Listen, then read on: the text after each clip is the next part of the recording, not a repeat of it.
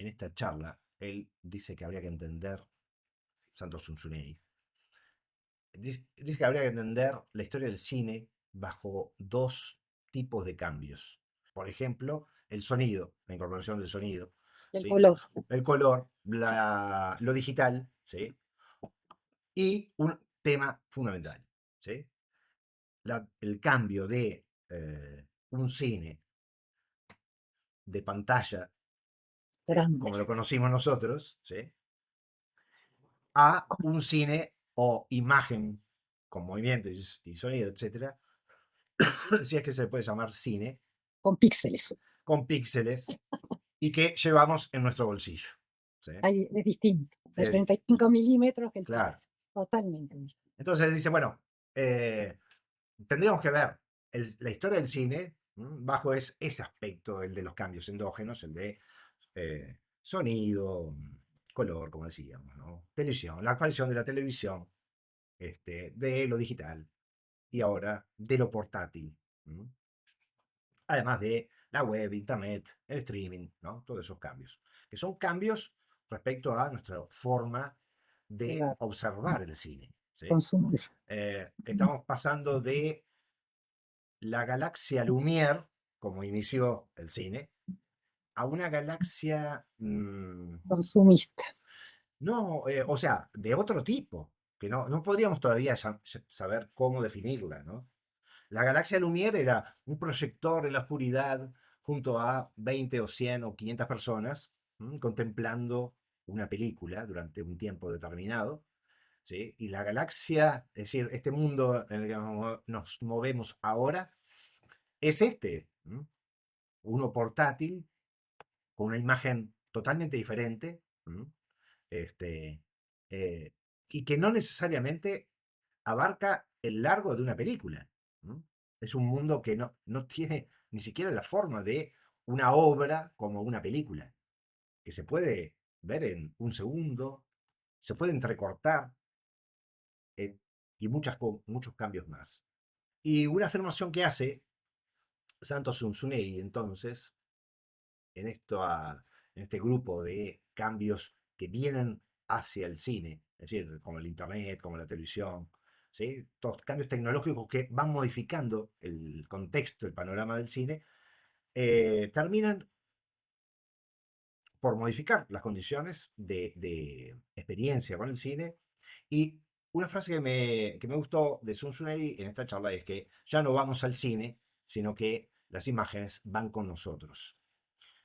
Un cambio de paradigma totalmente diferente con el que iniciaron los hermanos Lumière, ¿sí? Los hermanos Lumière inauguraron el cine de una pantalla, un proyector y un público.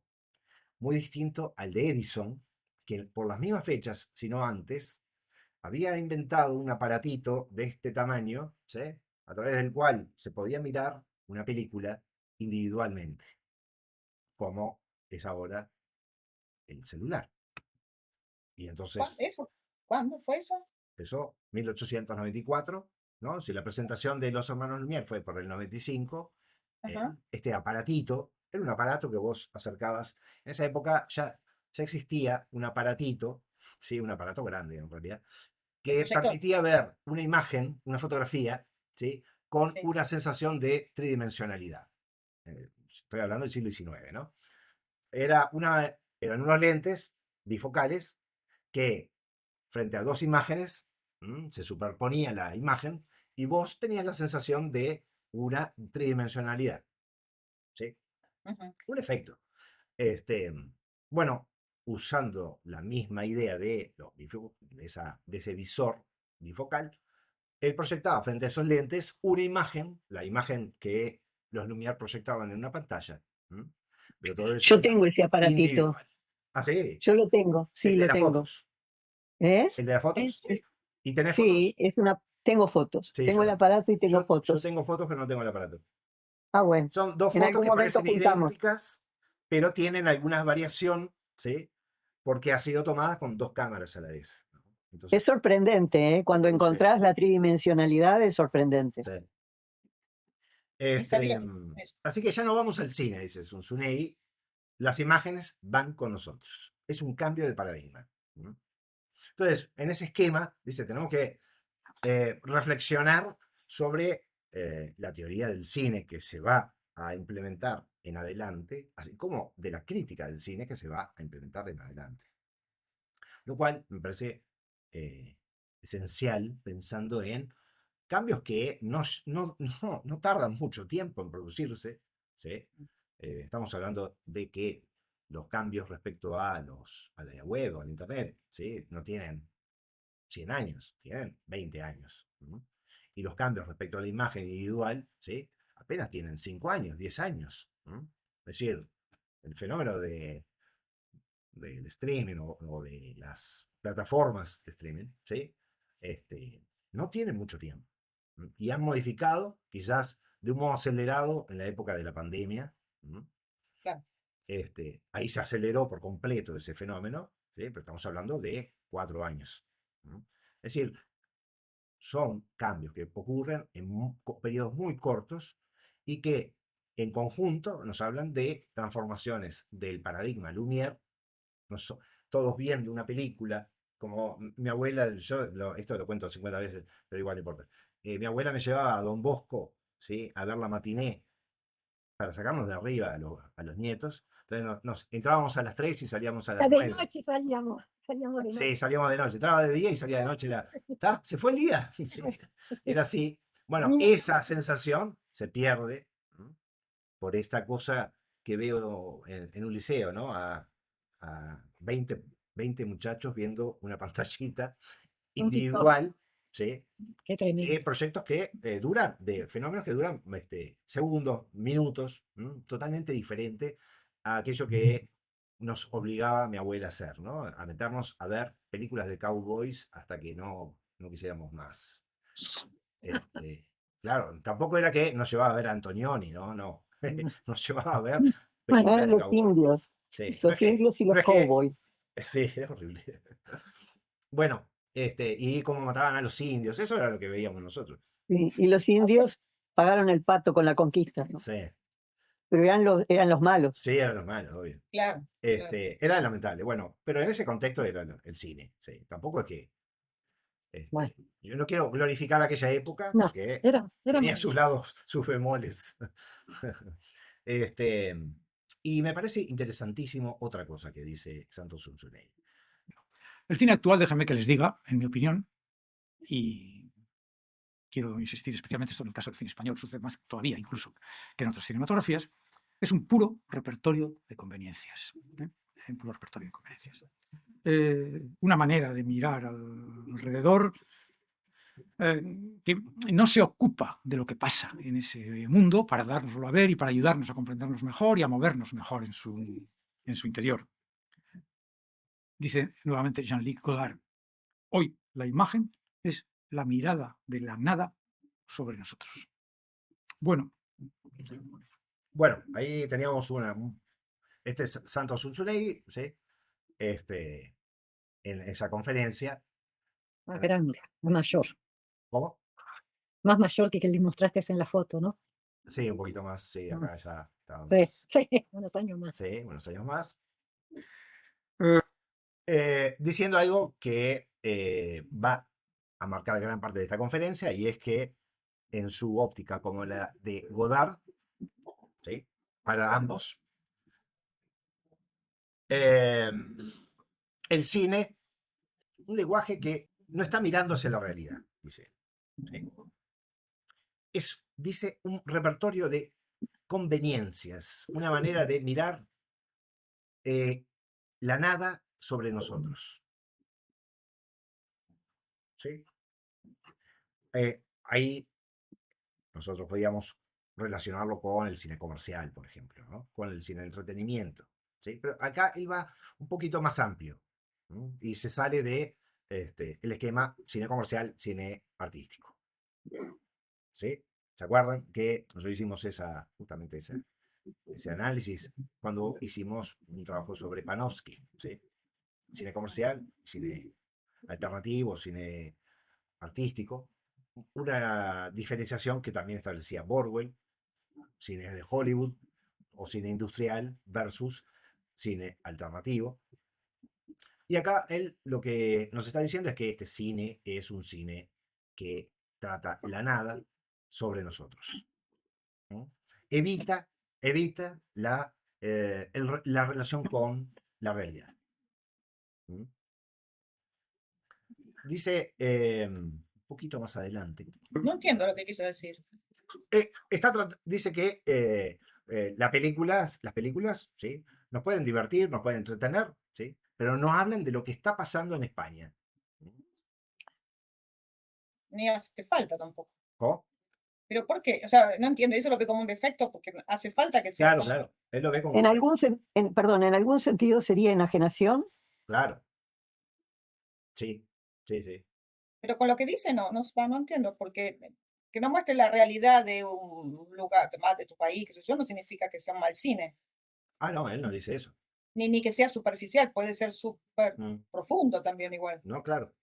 Sí, pero el hecho es Él que apunta, te no saca sé de si la ustedes han realidad. leído a Godard, capaz que yo les tengo que traer alguna bibliografía sobre Godard, pero Godard, ¿sí? Su cine, como su forma de pensar, es de que el cine tiene que realmente Sí, movernos el piso, ¿sí? Es un cine que tiene que hacer pensar, reflexionar, conmover, pero también cachetear, ¿sí? Despertándonos a lo que tenemos alrededor, ¿no? De la realidad. Entonces, acá él hace una cita de Godard y dice, bueno, justamente parafraseando a Godard, voy a decir que el cine en la actualidad es un cine que trata de la nada sobre nosotros. ¿Mm? Yo quiero que ustedes vayan construyendo la forma de pensar de Sun Tzu. Ya vimos cómo entiende la historia del cine a raíz de, bueno, de una serie de cambios que sufrió el cine en estos ciento y pico de años, 125 años, o 130, y cómo entiende la jerarquía del cine. La jerarquía del cine. ¿Sí? El canon establecía jerarquías, ujú, ¿se acuerdan? sí, La crítica establece jerarquía. Cada vez que pone esta película vale 7 sobre 10, establece jerarquías. ¿No? ¿Sí? ¿En base a qué establece el canon? Bueno, supuestamente a unos criterios artísticos. Y la crítica, cuando dice 7,3 sobre 10, ¿en base a qué? Y bueno, opiniones de gente que dice que la película es buena, que la entretuvo, que no, más o menos va por ahí las jerarquías. Bueno, para él, el cine actual, ¿sí? Dice que estaría en niveles bajísimos de jerarquía, porque tratan de la nada, ¿no? Sobre nosotros. Y entonces, parafraseando a Barthes, y en particular el libro que les envié al grupo, ¿sí? Un artículo de estos ensayos, son una buena cantidad, creo que son casi como 20 ensayos distintos, pero al que le vamos a dar más importancia es al de Écrivain. ¿Sí? Yo lo tengo por acá. Uno de los textos que más me impresionó a mí cuando era un joven curioso por todo este tipo de cosas fue un libro de Roland Barthes que se llamaba Ensayos críticos, que tradujo muy rápidamente Seix Barral en el año 64, había salido en Francia en el 62, lo recopilaba textos de Barthes. Y en esos textos de Barthes había uno que se llamaba, ni siquiera se atrevieron a traducir el título en francés porque no tiene traducción buena, se titula Écrivain y Écrivain.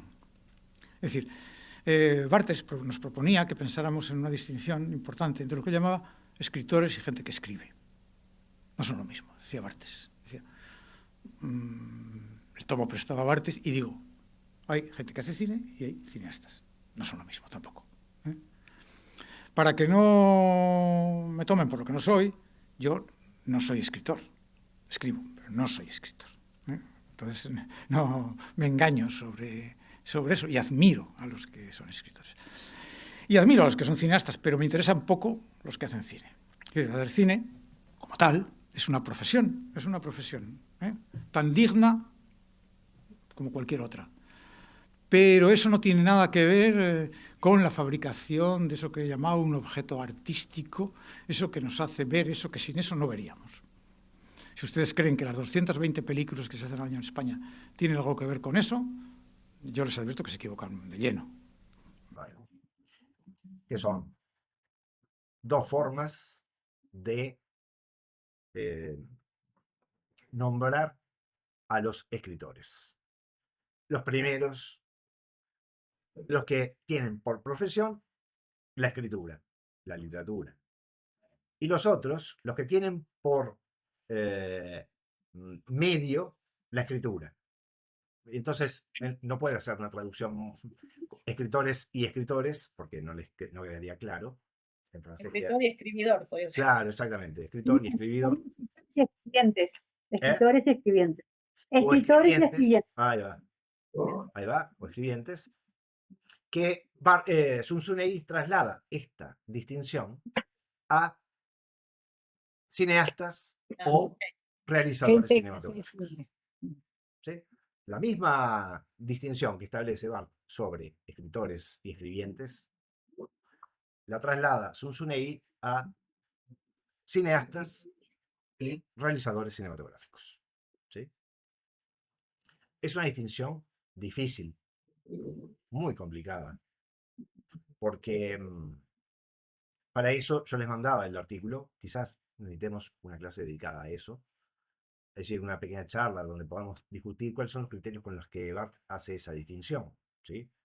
¿Cómo hace para establecer un límite entre aquellos que se han transformado en escritores y han dejado de ser simples escribientes? Como también sería muy difícil establecer una distinción, un límite entre aquellos que consideramos cineastas y aquellos que consideramos realizadores cinematográficos. El que genera un hecho artístico es.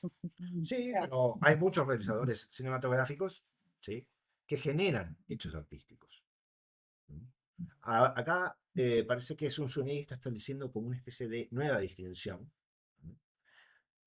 Obviamente que a los que realizan la serie sobre El Señor de los Anillos, la lucha, ¿cómo es que se llama? La lucha del poder, creo que le llaman. La nueva serie. No Sí. sé. Seguramente Sun Tzu los cataloga como Realizadores. realizadores cinematográficos, ¿sí? Pero de ninguna manera, ¿sí?, Son cineastas. consideraría a ellos como cineastas. Pero no, ya no pensando en como hace Barthes. Barthes no habla de la calidad de la obra. Barthes habla de qué objetivo encuentra en la escritura el escritor. Como un medio, como una herramienta, como un medio para alcanzar un fin exterior o como un medio para alcanzar la literatura, en el que incluso puede fracasar. Bueno, esa distinción, difícil, obviamente, Sí, claro. que puede llevar a un cineasta, como por ejemplo, yo diría que un ejemplo de esto podría ser Abbas Kiarostami, haciendo una película que ya hemos comentado, si no me equivoco, que se llamó Five, ¿sí? 5, 5. que no tenían, eran 5 fragmentos muy cortos, casi no aparecían actores en ninguno de esos casos, y eran planos fijos.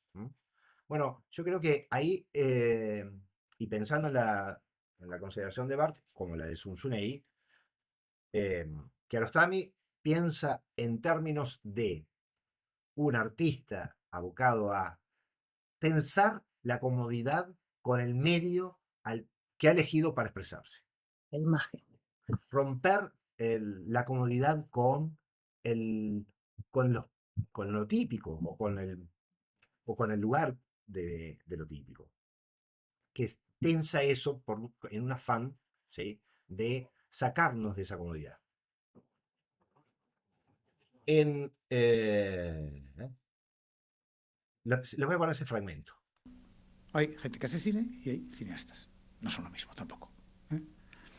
Para que no me tomen por lo que no soy, yo no soy escritor. Escribo, pero no soy escritor. Entonces no me engaño sobre eso y admiro a los que son escritores. Y admiro a los que son cineastas, pero me interesan poco los que hacen cine.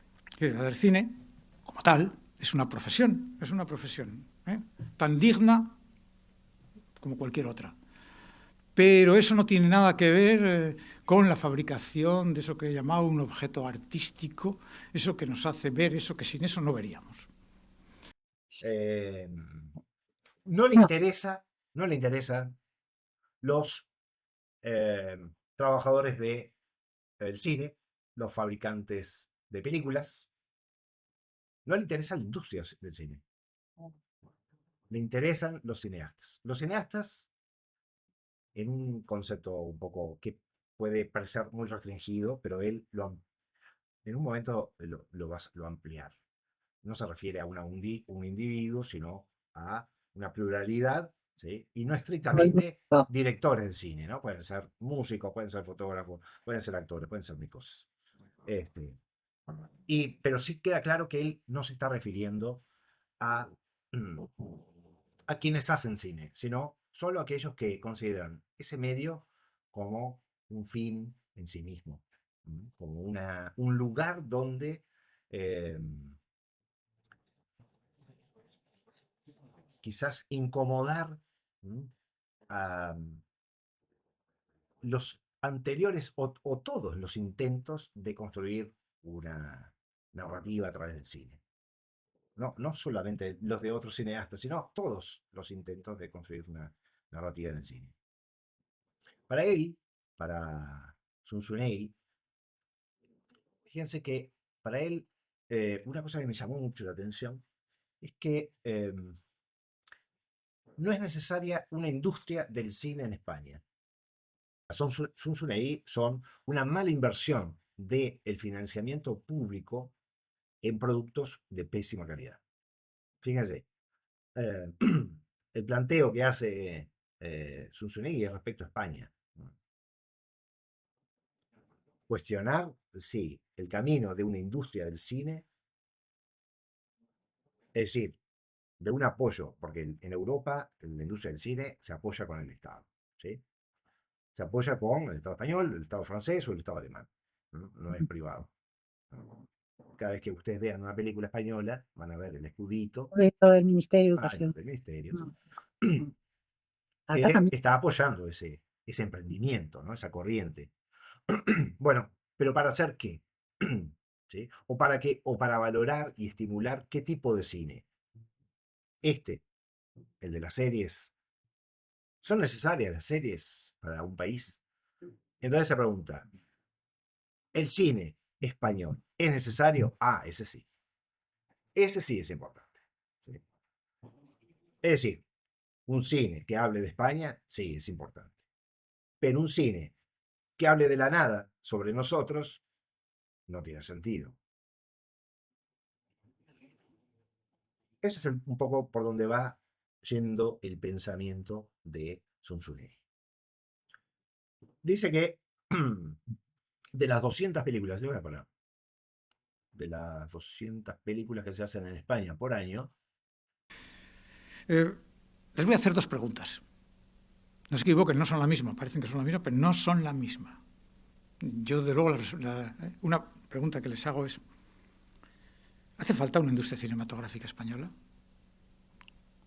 Aquí viene este señor a preguntar esto. Es obvio que sí, ¿no? Bueno, yo no tengo tan claro que haga falta una industria cinematográfica española. La segunda pregunta, que esa sí tengo clara que hay que responder positivamente, es, ¿hace falta un cine español? Esa sí, pero no la otra. Porque la otra, ¿qué quiere decir? La otra quiere decir 220 películas, en buena medida, financiadas a través de fondos públicos, de impuestos, etcétera, que satisfacen unas necesidades de deseo de empleabilidad de una cierta gente que quiere hacer películas, pero que no estoy seguro que sean necesarias. No estoy seguro que sean necesarias. Yo, como espectador, tengo mis dudas, visto lo que tengo que ver todos los días. Lo que hay que estimular no es los productos de la industria, son los productos de la cinematografía. Él no dice que no debe haber estímulo al cine, que es lo que hace Milei. Lo que debe haber es un estímulo a la cinematografía, no a la industria, ¿sí? A los publicistas no, que No, ojo, que al es el Uruguay también cine le dan. de la industria, ¿no? Acá le estamos dando también a los cineastas. Sí, A mí no me parece mal. no. A ver, Los embromaron con la agencia ustedes, los cineastas. acá, Con este, acá, con acá este hay que cambio. ver esto. Con la agencia Tsunei 2030. no está hablando de que no hay que promover el cine. No, en ningún momento dijo esa frase. Sí, sí. Acá lo que está diciendo es que es necesario una industria cinematográfica. Es que es distinto. Nosotros no somos industria.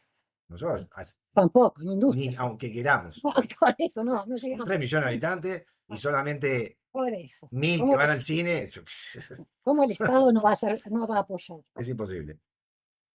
Él no está diciendo que no hay que ¿Cómo que es tener imposible que cine. el Estado apoye al Acá cine? lo que él habla de la necesidad de una industria del cine.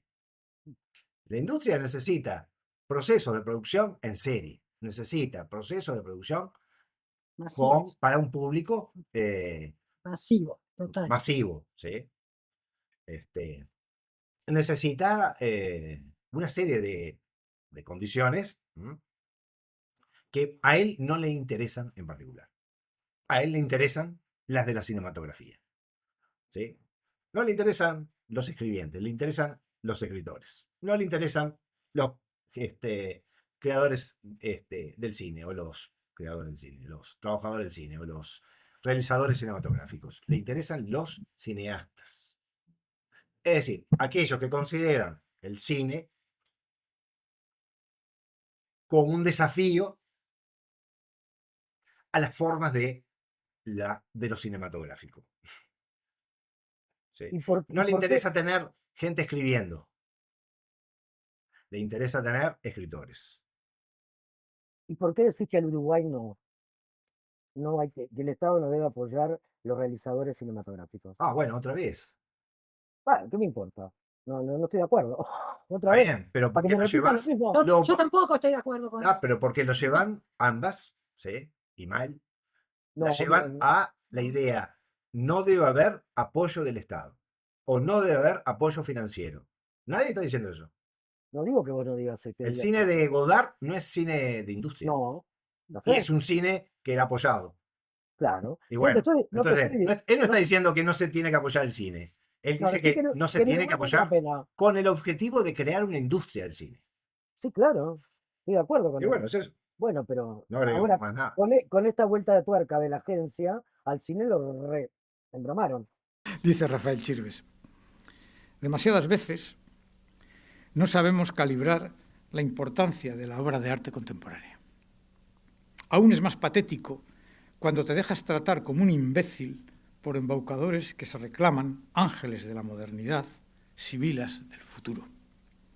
No hay más piedra de toque que el férreo control del gusto, y aunque parezca secundario, de la propia ética.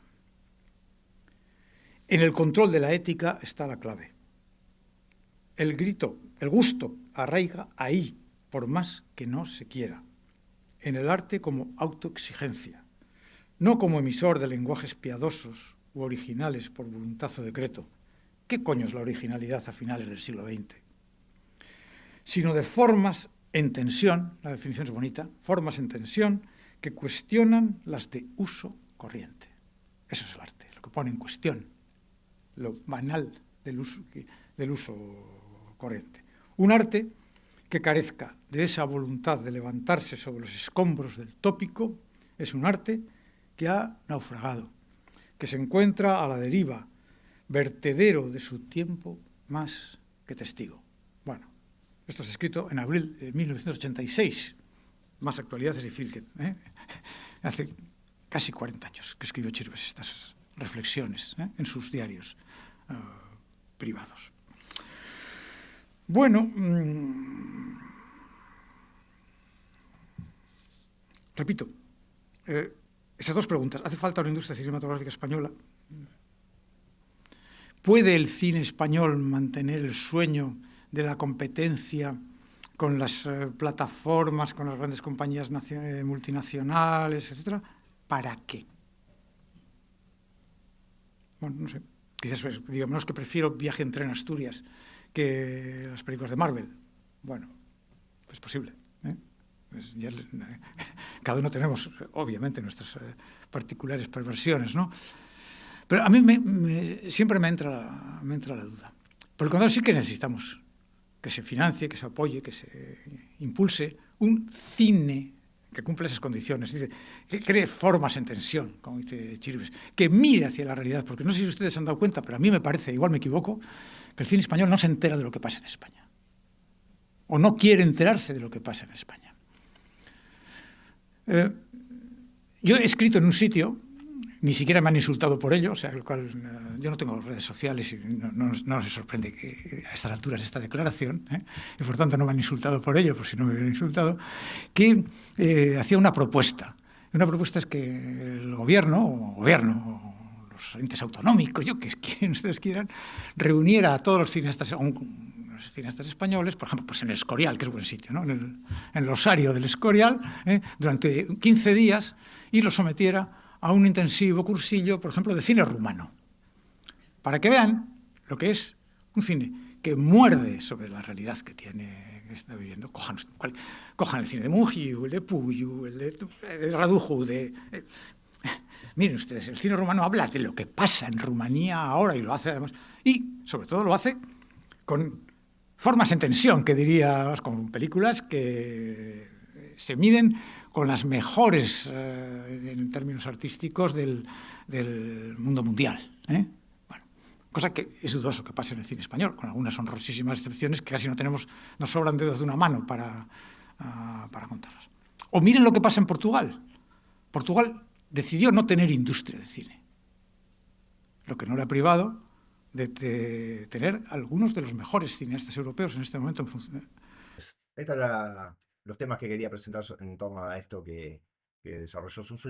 La próxima vamos a aclarar un poco, digamos, esta distinción. Discutamos la distinción que maneja Sun Tzu acá, extraída de Barthes, sobre escritores, o lo como hace Sun Tzu acá, entre cineastas y los Profesionales del cine, profesionales del cine, ¿cómo llamarles? trabajadores.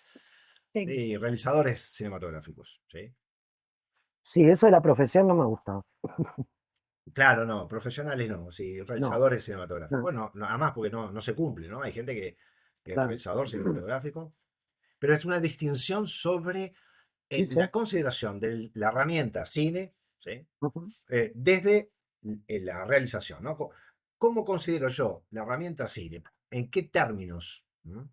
En términos de repetir el estribillo de los años anteriores, o de, como dijo Chivers, tensar las relaciones con la comodidad de